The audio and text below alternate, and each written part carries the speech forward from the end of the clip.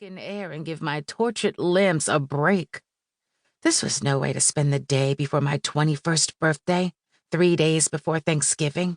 I know I was the one that had tasked her to train with me, but we'd been running for over an hour. My legs were feeling like cooked spaghetti. I just knew that any second I was going to fall flat on my face in the middle of the street. I'm not buying that. You want to be a quitter or you want to be the best, she shouted, jogging in place. Right now, I'd settle for quitter, I mumbled. The shrill sound of the whistle being blown beside my ear made me wince. What was that, cadet? No quitters on my watch. Let's get moving. Misty shouted as she began jogging down the street, leaving me to drown in my self-pity alone. I cringed. Best friend or not, she was sitting on the one good nerve that I had left, and I didn't particularly care for her at the moment.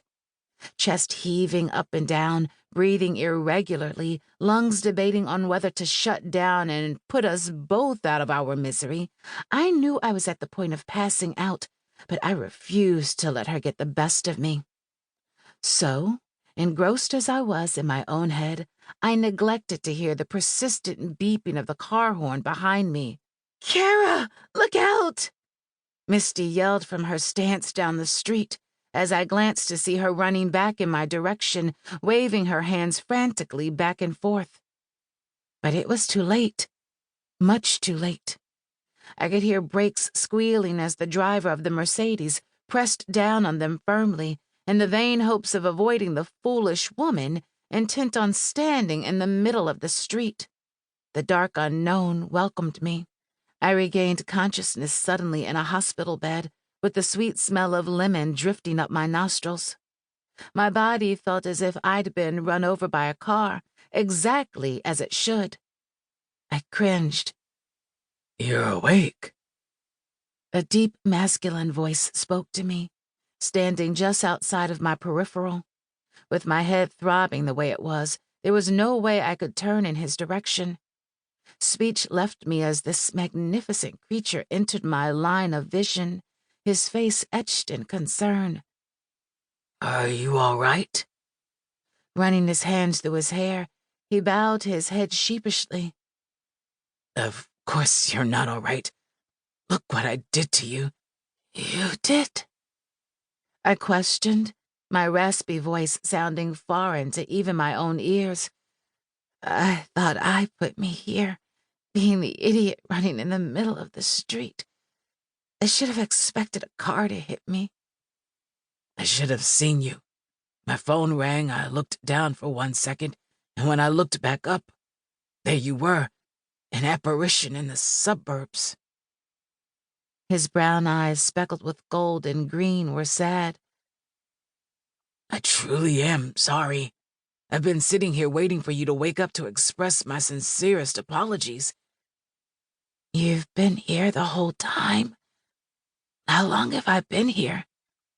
About 48 hours. Really? I was shocked to find that I had been out of it for 2 days. Where is Misty, the woman that was with me? She had to leave, but your mother is here. She went down to the cafeteria to eat, thinking she had enough time before you woke up. That's the first time she's left your side since she arrived. Hi, Mom. Tears sprang to my eyes. I'm so glad I survived this. My mom couldn't go through another tragedy in her lifetime. It would just be too much for one person to handle. Hey, no tears. You survived, and I, for one, am grateful, the magnificent creature said. My lips turned up slightly at the ends. Sounds like you were just hoping to avoid a massive lawsuit. I never avoid anything. I immediately regretted my statement. He seemed genuinely offended. Whatever you need, I will pay. My main concern is that you are all right. I believed him. He had that wholesome good guy thing going on.